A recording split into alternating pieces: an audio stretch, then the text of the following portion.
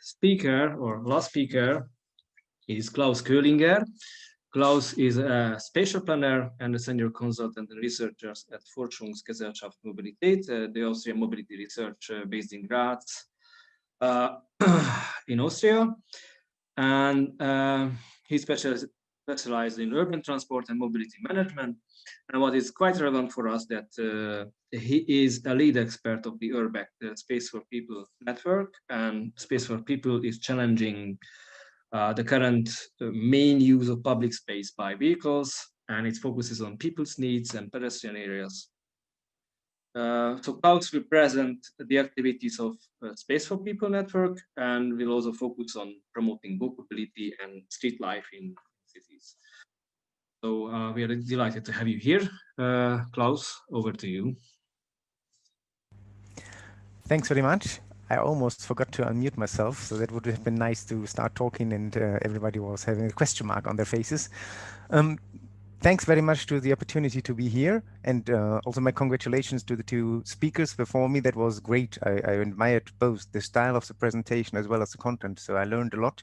And for now, as Tamás already said, we are going to focus a little bit more on the areas of small-scale interventions, lessons learned from the project that I am having the honor of leading, of serving as a lead expert, Space4People, and some outside of that area examples as well. I'm going to start screen sharing. It's always the anxious moment of, does it work or not? But I think it looks good. So a hearty welcome from my side once more. But before we kick off straight into the topic, I usually always start my presentations or similar things with one question. And I would ask you, what is the main transport mode you use for moving around in the city? In your case, in your specific case, just type this in the chat.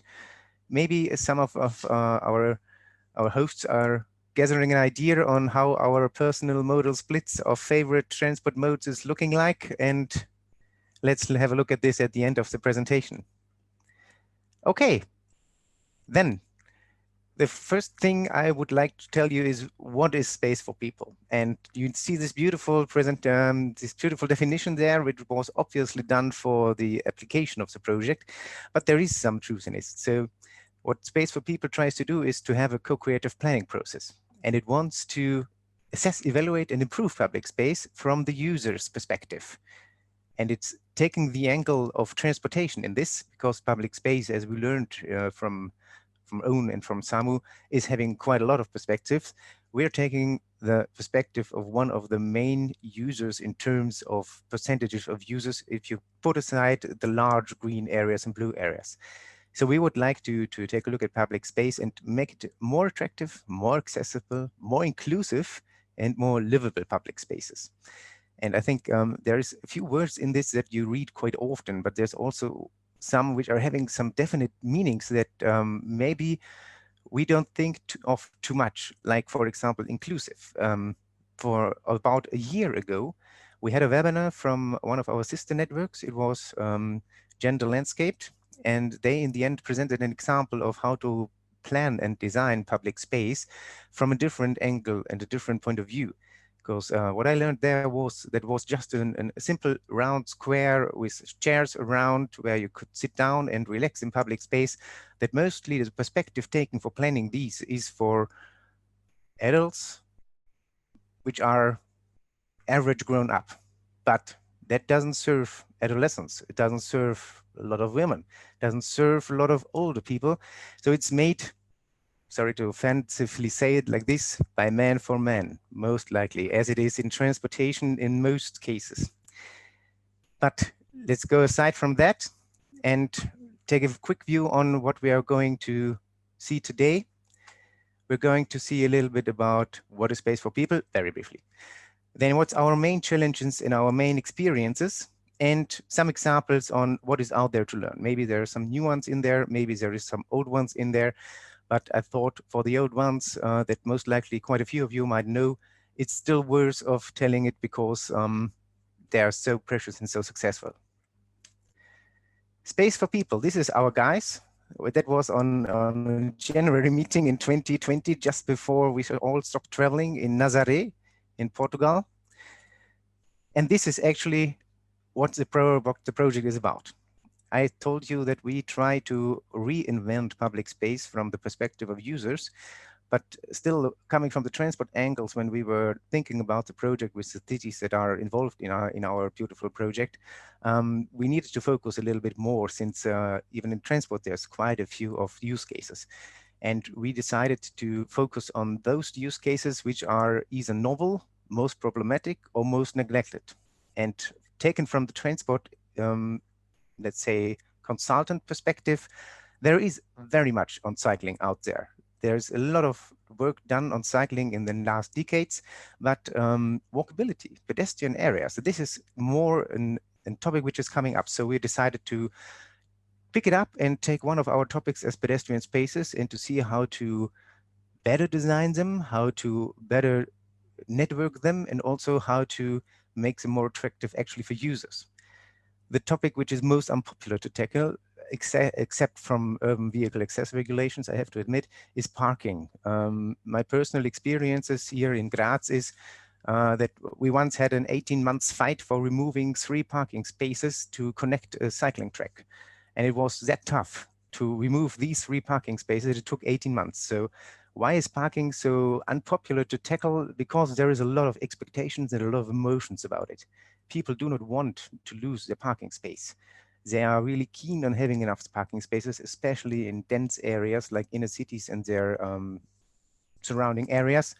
So what we would like to do is to develop parking policies that are more efficient, that can rededicate parking space to other use forms, may it be transport or not, that are having an integrated part in the entire transport or city development, using a push and pull approaches to go to a more sustainable modal split, and also these policies that they are used for financing of either transportation projects or other sustainability projects. Last but not least, the intermodal hubs.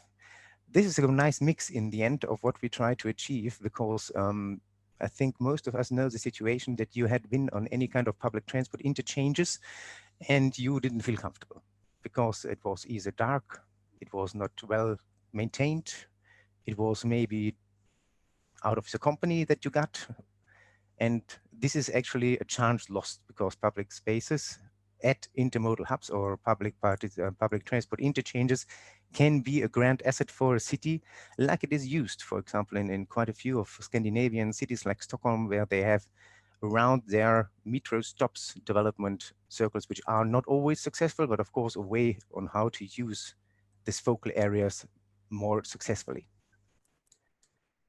So it's about, how do we want the city to be? If we talk about walking, do we want to hide underground or have it in the bright sky?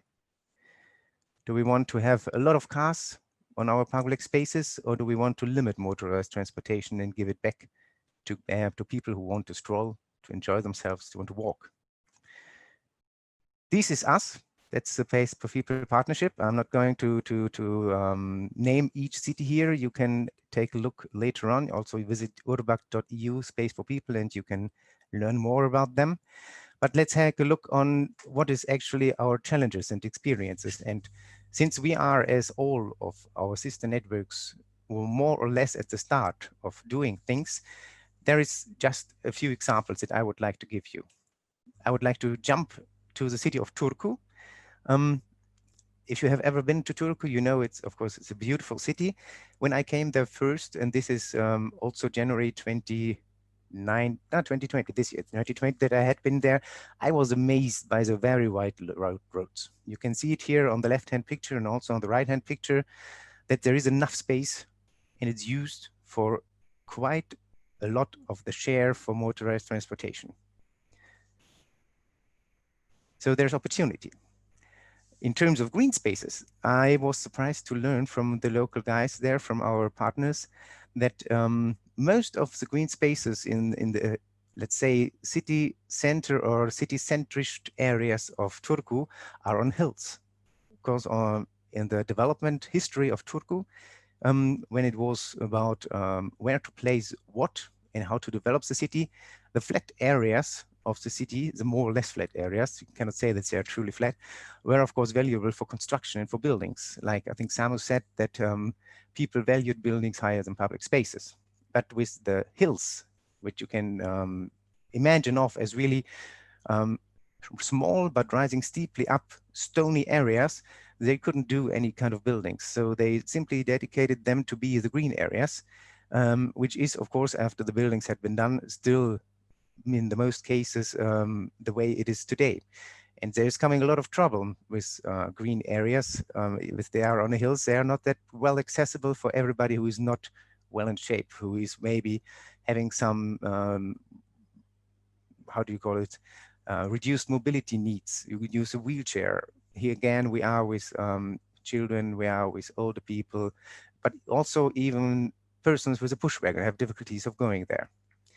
So over summer 2020, and I think this, of course, was also due to the needs that had been coming up from the COVID-19 pandemic crisis, the people in Turku thought about, okay, what can we do that people can go outside, that they can be safe, that they can enjoy themselves outside, they move around and not locked in areas, with the view of having white spaces with a lot of asphalt and also green spaces on a hill.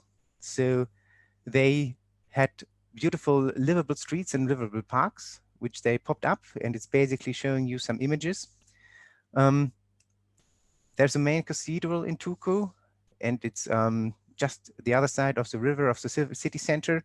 So the people in Turku in the end decided to invite people to come outside. They had market stands, they had opportunities to eat, they had opportunities to do a little bit of music and to have a little bit of concert, spreading out into the area of the space in front of the church, but also in the parks, and bringing people on the streets. And that is, in the end, I think, a beautiful experience to see what can you do with public space in an easy way to bring people in public space. Since I think one lesson that at least people like me in transport learned is that you, on the one hand, need to provide infrastructures, but on the other hand, you need to convince people to go there, since they're not usually going there by themselves. Just a plain example from my world of work, cycling tracks. If you build new cycling tracks and you do not promote them, they will be empty. So there is a nice lesson learned here that if you have a good green infrastructure, promote it. You need to bring people there. You need people to realize how beautiful it is to be in there. And then I think this is a big step forward to healthy communities. I'm jumping to another spotlight. This is the city of Arad, which is in Romania. It's a city of about 180,000. For people living in Austria, quite interestingly, it's called Little Vienna because of the buildings of Arad. Arad has a few problems as well. It's not in the end from the streetscape well developed in terms of greeneries and friendliness for pedestrians. You can see it on the picture on the right, on the left-hand side, that there is really tiny spaces for pedestrians and a lot of cars. Parking is everywhere. There is no underground parking in Arad itself. We can discuss in another seminar about if it's good or not. It's an own topic of its own, but it uses up space, of course. And the streets are full of cars, pedestrians. I have to admit that on the right-hand picture, this was artificially done, but they walk on the streets which are not that much crowded with heavy traffic. And yeah, it's not nice to walk there. Another problem, and I think this is a major problem that Arad still fights to solve, they have green space. You see here this landscapes picture of Arad and the picture of the bridge. You can imagine that the box over there shows where the bridge is. And there is this kind of an island on the left-hand side of the picture with a lot of green areas. There is a fortress on it, which is in use of the military, but it's not really a necessary use, and the military is not really keen on keeping it. And this is a massive green area, which is accessible from the central parts of the city, which are just on the other side of the river. So there would be enough green space. But Arad is facing the problem that they are not entitled to use it, since the military is not a local administrative responsibility, of course. And in the end, negotiations are going on giving back the island to the city of Arad, but it's a money question. The military isn't wanting to give up the fortress for nothing. They want to have an other place where they can stay. So this is a major problem, how to solve the access to green areas and also how to solve the problems of the streets in the areas on the other side of the river to make it more accessible for pedestrians, since with an access to a green space, walkability issues and the need to walk there is going to rise. But Arad also already started to work on the issue of making its street more livable and more accessible. There is one main boulevard in the city, which they are starting to close occasionally for traffic, and they're using it like on specific Arad festivals or on European Mobility Week days to close parts of it or all of it and have sustainable transport in other functions. I think this is a nice start. If you ever come to Arad, you can take a look at the boulevard. It's a large space, I think at least 30 or 40 meters wide. But the main thing that they did is they started to improve the accessibility of the green areas, which are then leading onto this island that I showed you as well, by taking care of having accessible streets to that. And this is a small example. They have the street of the 1st of December, which is connecting the main boulevard, which is on the picture on the left-hand side, and you can see into the street there also, and an aerial picture of the street on the other picture. And they started to think of if they could not take this out of traffic. And they did it by a stepwise approach. So they took a look at what do we have here. We have a lot of hostels, restaurants, breweries, coffee shops, small shops, but also, of course, a lot of residents. There's also a lot of historic buildings, so you cannot, in the end, try to do a demolition strategy. And the biggest, and I have to admit, ugliest hotel is neighboring that street as well. But simply, they had a decision to test what is happening if we take this out of traffic during weekends for one summer in 2019. And so they did this Fridays 14 to Sunday 24. And for quite a long period, from August the 1st to October the 30th. And you see, they just did not say, okay, go out there, enjoy the street, have fun or not. They also took care of entertaining the space.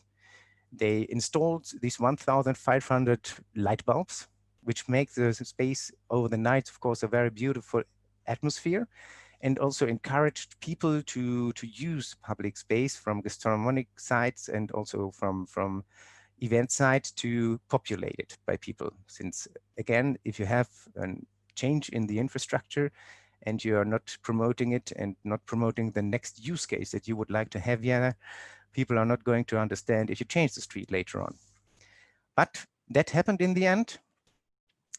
Arad changed by now in this summer 2020 after a further closure of a full scale over several weeks, closed the street to traffic and made it a permanent pedestrianized area, which is the second pedestrianized area in Arad for now. But they're having a strategy on this and working towards this, and we in Space4People hope that we can support them in giving more space to pedestrians. The last one is of the examples from Space4People is an easy one and a quickly explained one. We are in the city of Seres. Seres is in Greece. It's unfortunately for Seres only close to the seaside. So it's not that much of a touristic place. It's more a plain city, which is living on comparable to many cities in Europe. The speciality about Seres and also about many other Greek cities, if you have been to Greek cities aside from the touristic ones, is there is a lot of high-rising buildings on narrow streetscape. You see the example picture on the right-hand side. This is already now, it's quite a large space for a road still. And on the side street, the buildings stay at this level with 1, 2, 3, 4, 5, 6 stories, you don't know. And it's looking like this in many parts of the inner cities. You see, this is hardly showing any greens. This is hardly showing any space, not even only bothering only for pedestrians, but also for other functionalities of public space aside from motorized traffic. And it's not an unpleasant area. It's something hard to work with, but the guys in Seres tried.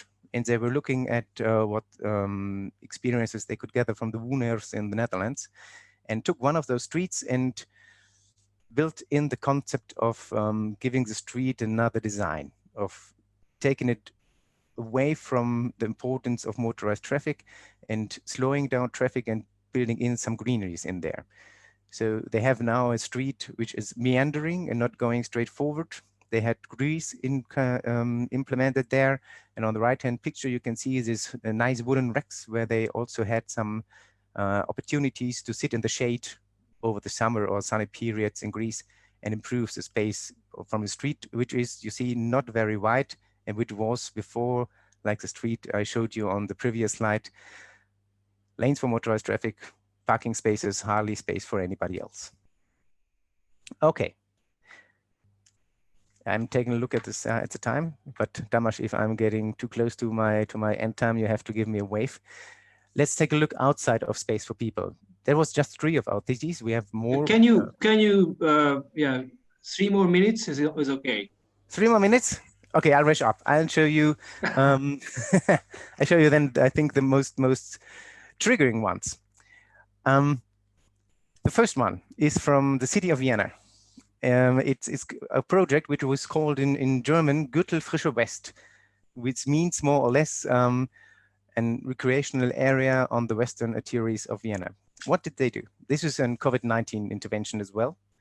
They set up a green space and a pool area at a major traffic crossing in Vienna, and it was for almost a month. It was 8th to 31st of August 2020.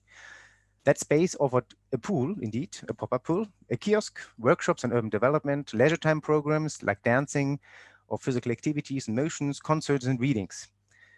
It was just for about then 3 weeks, but in the end, 25 visitors came to the space and 15,000 people jumped into the pool.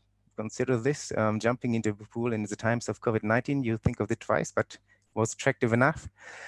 And luckily enough, and I think this was one of the natures of this Gürtel Frische West project, there were not any major traffic problems. So it was a success test for redesigning road space, but it was a costly one. It costed 160,000 euros. So you could calculate per pool user, it costed more than 10 euros. But in the end, it was very popular and gave a lot of response and even I think considerations, but I think they had been laid down by now, but there were considerations to put up the pool in other areas. Just to show you some images to understand what it meant to close traffic, that is the place. You see this is a crossing in Vienna with 7 lanes, so not a tiny space that you cut off of traffic. And they started to rebuild there and also to point out that the connections for pedestrians from the other area to that recreational pop-up area needs to be done with this wonderful, almost rainbow-colored zebra crossings that you can see on the bottom of the slide. That's how it looked in the end. You know, it's not a big pool. So it's also an explanation. I think it was maximum 6 people allowed in there to comply to COVID-19 restriction legislation, but it's still nevertheless quite crowded, well accessible for cyclists, and it is a green space in the middle of Vienna, popping up at an area which was formerly of, let's say it from my point of view, low value of public space. That's another angle of it. Maybe just a second example of Vienna. There is just images in this case, it's the Königsstraße, Gasse. And just to show you what you can do with a street that looks like that, maybe aside from the buildings, not that much different from what we saw in Ceres. And it turned to that by a public participation process of redesigning the street, which is a fully different set of perceptions that you're getting by that. Here you might feel welcome, here you won't. So I think it's a nice way of remodeling a street and putting it into a pedestrianized area. Okay, Tamas, 1 minute, 2 minutes, or no minute? 1 more minute. 1 more minute. 1 more minute. Okay, then I leave aside the Graz construction and just go to the super blocks. That is the one that I told you that most of you know. I'm quite sure of that. Everybody knows of the superblock of Vitoria-Gasteiz, but most even know it from Barcelona, but it was invented in Vitoria-Gasteiz. And to cut it short, it's the approach of the city to redesign largest share of their public areas, from streets accessible to cars for everybody, to streets accessible for cars only for those that have a business there.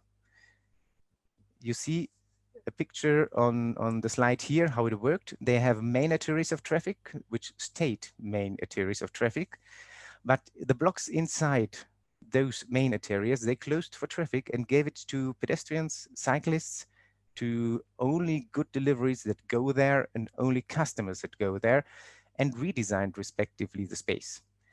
I think they want to do almost 100 super blocks, which is a bold program, and they're going on and on with that. But I think it was also a very successful one, using the data or the results from their model superblock of Sancho El Sabio, where they rededicated space for the pedestrians. They reduced effectively noise and also emission reductions. There is reduced car use and an increased active mode use and a better supply for goods now, since there is enough space. The lorries, or in the best case, the cargo bikes, don't have to fight for the spaces to load and unload. And you have attractive areas in front of the shops as well, which makes them much more interesting for people to go there instead of just walking on a tiny walk space and finding your space escaping into the shop.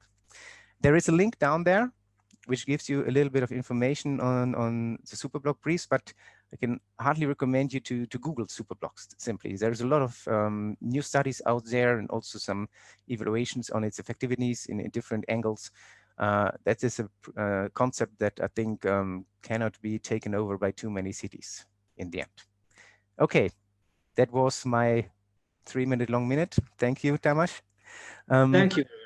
Yeah. The rest of the presentation is going to be online, of course, and I'm happy that I had the opportunity to talk here. Thanks. Thank you.